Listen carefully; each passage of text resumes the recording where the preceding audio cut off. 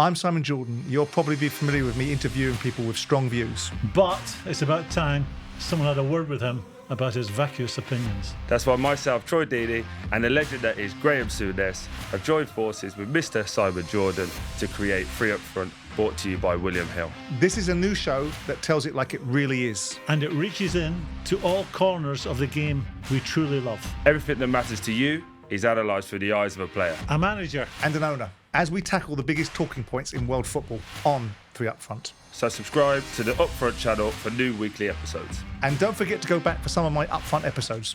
Not bad if I do say so myself. So, Euro 2024 is over. England have been beaten in the final by Spain. So, as is our wont in this episode, we shall review the tournament and the various performances during the course of it. Troy, you were away doing something frivolous like getting married, whilst myself and Graeme were making predictions about what we thought was going to be in this tournament. It's interesting you say that, because I have these predictions. I thought it'd be something we should revisit and let the viewers see. Graeme, you said, I think England are favourites. It's not a strong Italy, German or Spain team. And England were better than France in the World Cup. So I think the stars have aligned for England. That's your quote. Simon, you said, I think the difference between England winning this tournament and not winning this tournament is Southgate. So the question is, how do you both feel on your thoughts as of right now? I got Spain wrong. I was basing that on Scotland beating them. I thought, we're not the strongest 11 right now. And I thought if they can turn them over, then the really big teams will turn Spain over. But Spain, I have to say, I think maybe surprised themselves. I thought they were fabulous throughout.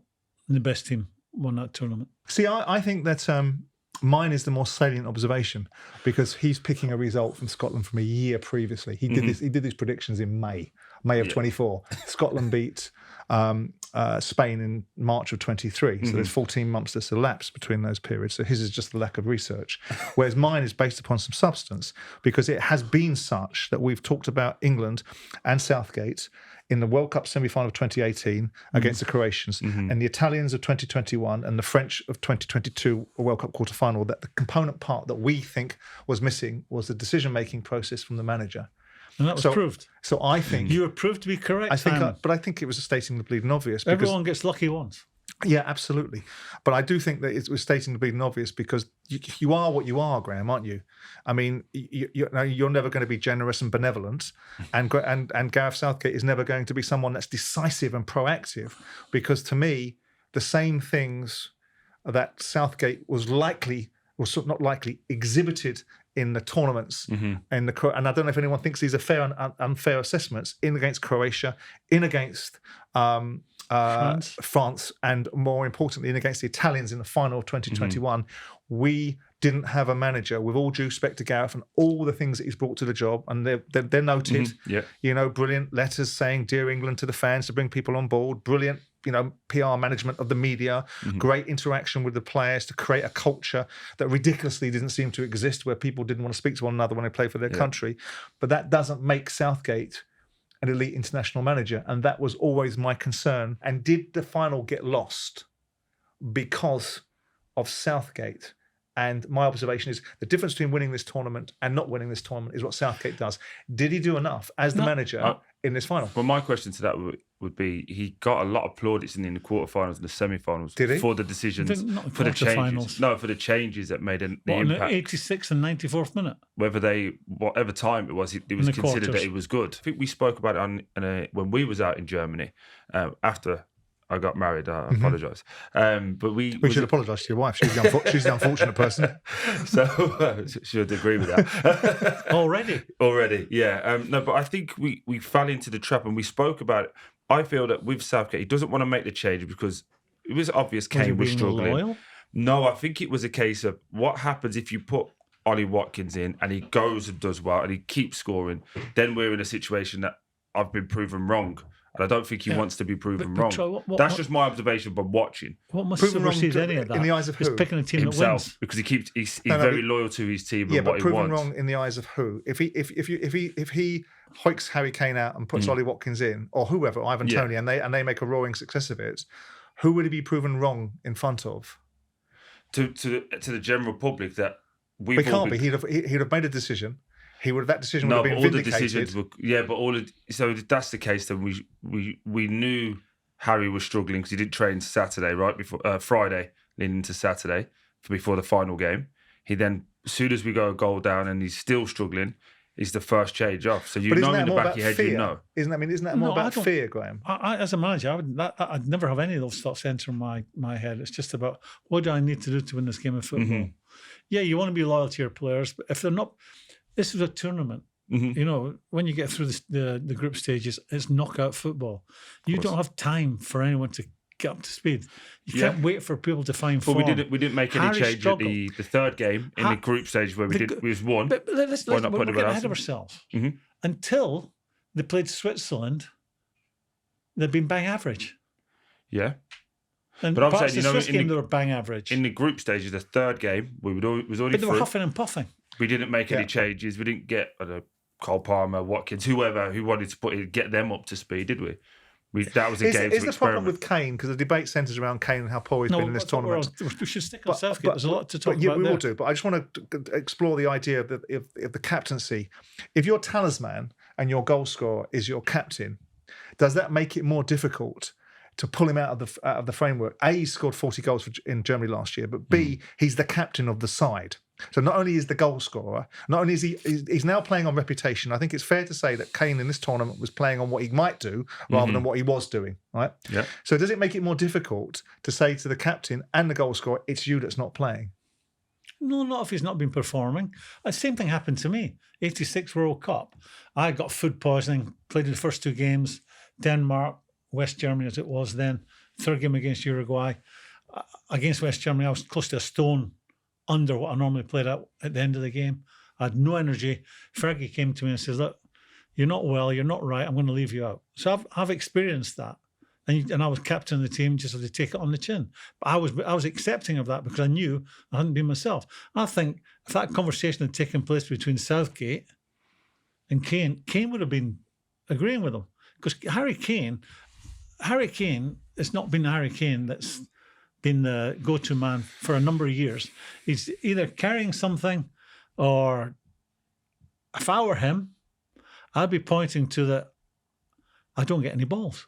No one passes to him. He comes short for it, and no one passes. He's got a midfield that's non-existent. They were non-existent in the cup final last night. He struggled because of that as much as any form or lack of fitness. Absolutely, and I think before you go into that, because I know midfield is something you want to speak about, but I didn't think we had any runners in behind. I think the way that we were set up, so in that space, and I was talking to people last night when I was watching the game, when Kane comes down, when he did it at Spurs, he always had runners going that way. But when he came down into spaces in this tournament, we had Foden in there, Bellingham in there. The only thing I would challenge Harry on in this whole tournament is, could you not understand that your job was to stretch it? Because you don't have to be fast to stretch the game. No, he's never done that, Troy. I know he's never but I'm just saying for the good of the team. He was getting no service.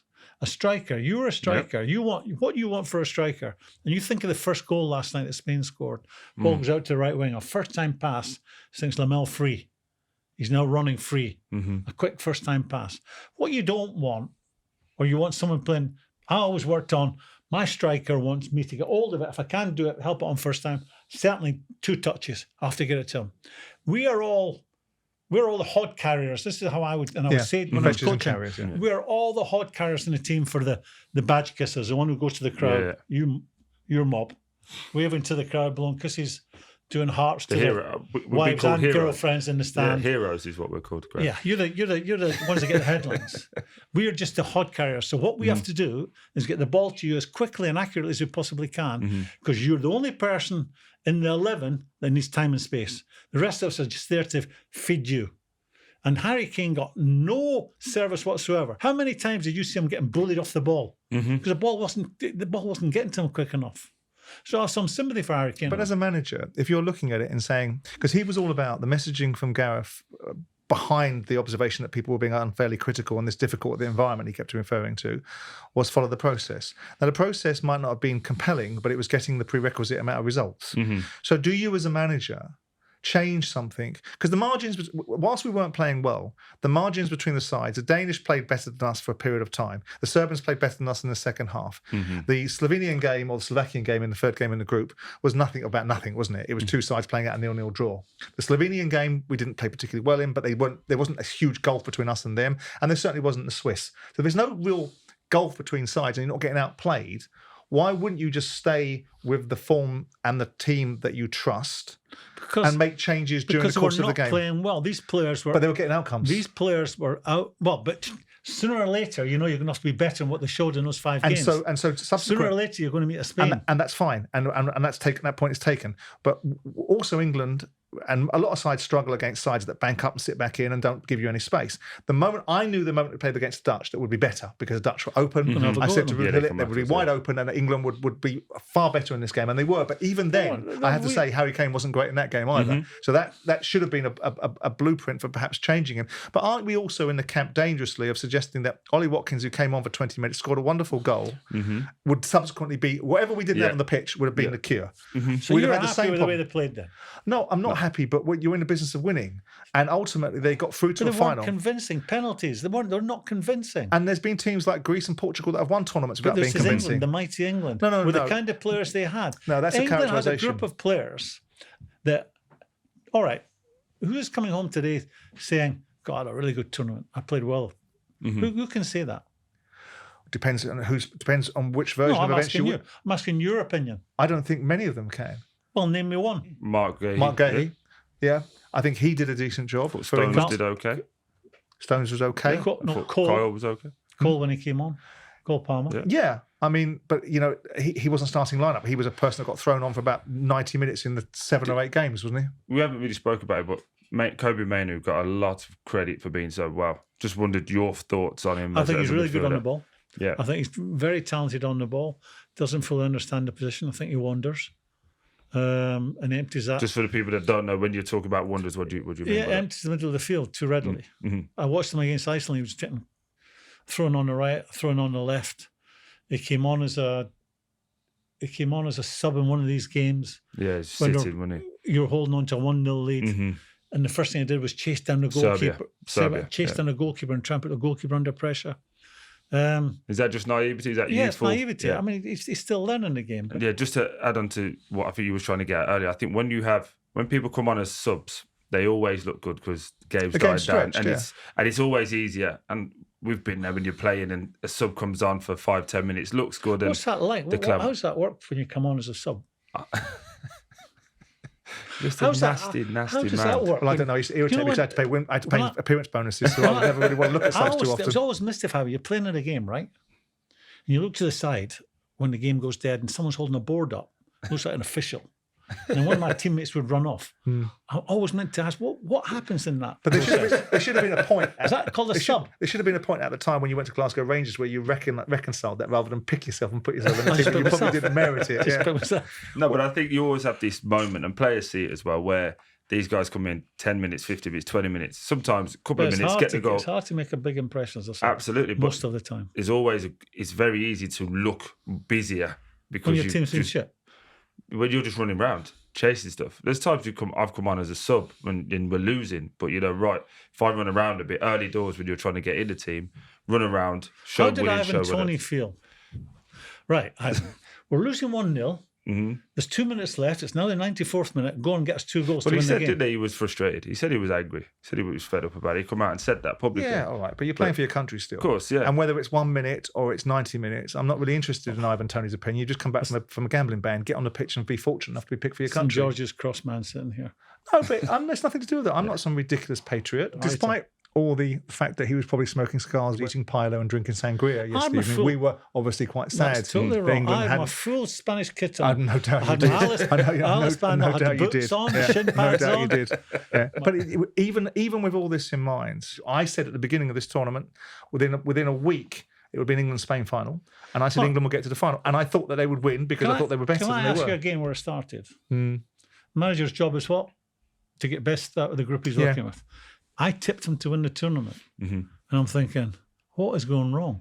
All the players that you watch week in, week out, and there are some fabulous players. And one of the assets you must have as a fabulous player is you turn up every week. You're consistent. Just on that, these are top players. We know week in, week out, they turn up for their clubs, and they're a lot better than what they showed en masse in Germany. Aren't they playing with different players that are more often than not are not the same players that play for their country? So they're playing with a roster. So when Foden plays for Man City, he's playing beside Rodri, who is undebatably the best central midfield player in the world, as far as I'm concerned. Yeah. You've got a whole array of international players playing for different countries across the world. You're playing with English players, and this argument about how good our players are always rages. England were at their best, and this has nothing to do with Gareth Southgate. You know when England were at their best? No, 1-0 down. When they went a goal behind, all of a sudden they were risking stuff. Yeah, but that has to creep into the manager's job. What the word you're looking for is bravery. Be brave. Risk making a mistake. Risk passing it forward. Risk trying to stick someone in instead of just going from the midfield sideways, backwards. No, I get what you're saying. And the reason I think it's mad watching their midfield play last night, as it has the whole tournament. I've been doing some research. WhoScored.com, a very informative website. Question for you two Muppets. How many forward completed passes did Declan Rice do in 90 minutes? Pick a number. It's difficult to ask that question because I'm still recovering from the credibility that you've done some research. Go on, pick a number. 1. 10. 1. Okay. Didn't get a chance to pick a number. Completed forward pass in 90 minutes for a midfield player. That's impossible. Did they show the best moments when they went behind? Yeah, I would say so. I think so. Probably. And Yeah, that's a mindset. Why can't they start like that? If you talk to most football people offline, they'll turn around and go, okay, that was a hard watch. Yeah. What was that about? I think there's a huge element where he feels he has to be the one who steps up in front. Not because he's bigger or better than anybody else, just he's got that personality and this is what I see these guys do, so I'll step in front of it. What did Trippier bring to the tournament? He was solid. I don't think he could be he did a job. But we're saying the same thing, aren't we? They were playing bang average teams, and the best we can say is we were solid. So just with that, when you're talking about the midfield then, what is it for you? Where tactically did we get it wrong for Spain to dominate us in midfield with the ball, as you're saying? Just better players. Craftsmen. As you said, and I'm agreeing with you, Rodri, he's the best one around at the moment. Having played there myself, I attach a hell of a lot of importance to that position, and it's underplayed by you strikers and everyone else. I think it's really important. And right now, Rodri is the best one around. Well, England have someone doing that who's mastered the defensive side. I still think Rice is a centre half. I still think that will be that's what he'll be remembered for at the end of his career, not what he's given you in midfield. Yes, he's energetic. He can do box to box, but I come back to that stat that was shown last night, that was coming out last night. 1 completed forward pass in 90 minutes. But they fly in the face of his stats for Arsenal, and they fly in the face of what he's achieved at Arsenal. And there's been times, by the way, because I don't care who you're playing for. No, I understand this, but I made the point to someone else about the Rodri Declan Rice lineup and the comparison between the two, and I was then corrected very quickly that Rice was very dominant against Rodri in the 2 games that Arsenal played this season. But by who corrected you? Doesn't matter. I watched. Someone I had a conversation with. Well, obviously, someone doesn't know what they're talking about. I watched that. What? So you watched the Arsenal Man City games? Yes. And you don't think right? Even though Arsenal won both games. I didn't see that. Well, that's a 1-man-on-1 doesn't mean no, but that's a key the reason position, won the game. So we're attributing a lot of Spain's success to this particular player. But going on to Spain and your observation about the domination. So I don't think Spain dominated the game in the first half. I think it was a very turgid first half. I think you'll find that it was 70-30 in the first half. Yeah, possession-wise. So they didn't dominate it. No, but it didn't hurt England, did they? They didn't create anything that was particularly clear-cut. So England were doing what England would do, which I knew they would do. They'd make it difficult. They'd make it an unpalatable watch. It wouldn't be very flowing. But they changed something, Graeme. And I don't know what you think of this, because in the second half, they came out and did you see Saka? Because it would appear to me that Southgate told Saka to play further up the field. Because if you look at the first goal, Saka would naturally be there, and he wasn't there. Cucurella did really well against them. The way it works, when you're in a really good passing team, what you're trying to do is wear them down, not just physically. When they physically start to, I know it's the early knockings of the second half, but when you play that possession football like City do. What you're doing, you're tiring them, and then that starts to go to sleep at a vital time. We weren't at that stage yet, though. We were 1 minute after half time.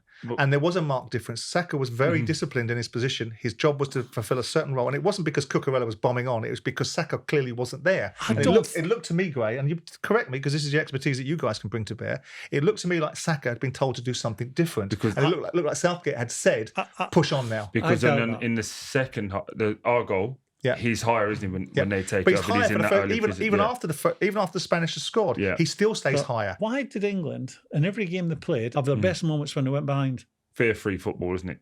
Nothing to lose. Go get after it. Yeah. Hang on. I mean, just evaluate that for a second. I understand the point that you make in other games where they had to come back and get themselves back in the game. After the Spanish scored the goal, they dominated the game for the next 15, 16 minutes. They could have been 2 or 3-0 up, the Spanish. So England had a little bit of a go for a 10-minute period when Spain dropped off a little bit. Yeah. So is that not but is it, more of it? You said dropped off. Is that not England finding another gear? Did they? Or forget last night. Did they? Are we accepting that England showed their best moments, whether it was last night, previous 6 games, did they show the best moments when they went behind? Yeah, I would say so. I think so. Probably. And that's a mindset. Why can't they start like that? Do you know one question I wanted to ask both of you guys is, I think everyone's missed it, but Rodri went off at half time and they got better. Why were they able to get better? Why were they able to get stronger with lesser known players on the bench? I thought in the first half, Foden had responsibility to stop him getting on the ball early on. And then when he went, as the first half went on, he was starting to get more and more on the ball, Rodri. Oh, and by the way, when Rodri went off and Zupamendi came on, no difference in quality. He is a top performer as well. And, it was just quality. But again, I know I'm going to labour this point because I can't help but labour it. I do genuinely think that you're saying that the reason for the first goal is because the speed of movement, the speed of pass caught England out. Great first time But pass. nothing to do with the fact that Saka, and I'm not blaming Saka, I'm simply evaluating whether Southgate made a change because we're very critical about Southgate. Saka's playing deeper or not, that goal still happens. I don't think. Do you not think that it would have been there? The only thing tactically there, Greg, that could change that is that Luke Shaw doesn't have to jump because Saka's in that space. When Luke Shaw jumps, the guy's everyone got comes inside across. of Luke Shaw. The ball, No, the original pass before he plays it round the corner. That's what makes Luke Shaw jump. It was a wonderful first time pass. Absolutely. And we're probably being very strikers difficult as well because every goal that goes in, you can break it down into 3s and 4s. But if there's a glaring difference, 1 minute after half time, the same player that's been very disciplined in his role and his responsibility is suddenly 20 yards further up the field. You have to ask yourself a question: why? And it may be just Graham's explanation. Did you think before the game on Sunday that England were going to win this game against Spain? Part of me said no. The largest part would say no, and then I'm looking at the luck England enjoyed. And what English teams are historically, they can dig in when they go and get stuff. Yeah. People write them off, make it difficult. They can dig in. And I was saying to myself, sooner or later, the better players, the forward-thinking players. Did you think they'll win? Yeah. They'll hurt someone sooner or later. They got to come to life, but they never. But they didn't, did they? Yeah, I thought logically. Yeah, Spain had a really good midfield. Yeah. I thought we'd struggle. We said that earlier on in a previous episode. But I thought we had enough firepower. I thought we'd beat them at set pieces. I tell you what we didn't mention in our little evaluation was Bellingham. No one picked up on Bellingham. I don't know what you think. I mean, if he's a midfield player, he falls into your space. I don't know what... I mean, Jude is clearly a very talented player and no doubt about it, and clearly has been an absolute phenomenon in Spain, playing in a very well-drilled and seemingly well-managed Real Madrid side. I'm not sure that I was hugely enamoured with young Mr. Bellingham during this tournament. Because? I think he's got a wonderful goal. But I think about his player, he's off field. Well, I think some of the observations that he made via the media, that there was a feeling that there was an ultimate culture against them. But I also think on the field, I wasn't too impressed with his performances. Is that me being a bit harsh, or do you think? No, I think you're right. He gets 2 goals. I thought, listen, he's got the potential to be a fabulous player. I think looking at him, what happened in games, that if you try, it's misguided. When you go behind or you're chasing a game or it's not going well, and you think, I'm going to try even harder today, you end up taking extra touches. I think he fell into that time and time again where he was taking too many touches. I think where that sometimes is a negative way of you. a negative influence on you thinking you're trying harder. Does that make sense? Yeah, it makes absolute sense. I don't think he had a poor tournament. I think our expectation was very high because of what was going into it. We expected that we've probably got the best number 10, if that's what you want to call him at this point. He's not that yet. But that's the expectation because of winning the league, winning the Champions League. I think, and my observation is more, when I look at him at Real Madrid, there's Modric and the like around him, those senior players that just go, you just get on with your football. Let us do the talking, let us handle the media. I think there's an element, a huge element, where he feels he has to be the one who steps up in front. Not because he's bigger or better than anybody else, just he's got that personality and this is what I see these guys do, so I'll step in front of it. That'll stand him in good stead if he ends up progressing to be the player we think he can be. The big players, the leadership group, whoever they may be, were quite happy for him to go in front of the media all the time and take the flack that was coming, the difficult questions that were coming. And I just felt he was getting set up. Someone needs to explain to him, you're a young man learning the game. Turn up every day for work and it's a school day. You're a mile off being the finished article and just keep wanting to learn something different. Is that a manager's job to get hold of that? The senior players were happy for him to go in front of the media. And I'd blame the senior players in the England camp for that. That's an interesting one because there was some you never know how much has any reality attached to this. There was some rumours reverberating that there was a bit of an altercation, wasn't there, between Kane and Bellingham about Bellingham not doing enough media and only doing media when he'd got man of the match and not doing media any other time. Is he 20 years old? He's a boy. Well, I think so too. But he's not a boy in terms of his self-awareness or what he thinks he's entitled to on the field. Yeah, I love that.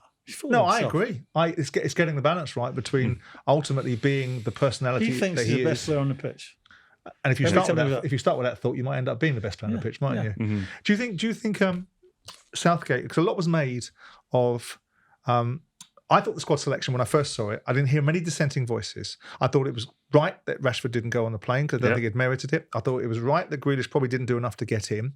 And these were decisions that were made by a manager that tends to go with something he knows and trusts. So people applauded that. Yet when we get to a tournament, we don't seem to have players in key positions that are naturally playing in that position. And it seems almost unfathomable to pick a squad with no left-sided fullback fit to play. I was happy with the squad and I questioned why I hadn't taken Braithwaite from a makeshift left back. Anyone with a good left foot. If you remember in Germany, when I said it, you guys kind of said the team's good. You was adamant the team was good, and this is the team that can get us through. And I personally thought Jack should go. I think he gives you that. He's been in those big games with Man City. He gives you another winner in the ranks, and I just think I think he would have trusted Jack more than he did a Gordon, for example. Gordon. Of course, no one's denying that. I don't think give him enough time either. That's what I mean. But I think when you look around at your bench and you go, well, Gordon hasn't played much, Eze hasn't played much. I think he would have thrown him for playing big football. But it's almost unfathomable, though, isn't it? I mean, you say Branthwaite, but you could have had Ben Chilwell in the mix, who's a left back. Taking a makeshift. He's made his mind up on If you take a makeshift, if you take a centre half and make him left back in an international tournament, you could do some damage to the player if psychologically he isn't prepared for it. You could, Graeme. He's only just got himself in the Everton side. You could do some damage to him. Oh, Diddums. No, I'm not suggesting that, but I'm not suggesting that they shouldn't have their character built out of adversity. We're talking about. No, I'm not saying that either. I'm saying that what's the point of throwing people in the way of adversity just so it can give them a lesson in life? If he gets his head handed to him in a massive international game and the fucking nation piles in on the back of the fact that he didn't play very well, that wouldn't be helpful. So you just pick a left back, surely. You pick a left back, don't you? But let's play a right-footed player then. You're missing the point. Don't be so obtuse.